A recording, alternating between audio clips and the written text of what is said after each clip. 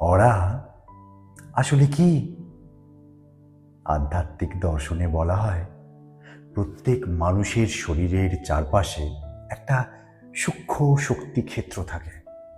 এটা তৈরি হয় আপনার চিন্তা, আপনার আবেগ, আপনার মানসিক অবস্থা এবং আপনার অভ্যাস দিয়ে। যখন একজন মানুষ শান্ত, সচেতন এবং ইতিবাচক, তখন তার শক্তিক্ষেত্রও সাধারণত পরিষ্কার থাকে। কিন্তু যখন একজন মানুষ ক্রোধে ভরা, হিংসায় ভরা অথবা ভয় ও হতাশায় ডুবে থাকে, তখন তার চারপাশের শক্তিক্ষেত্র ভারী হয়ে যায়।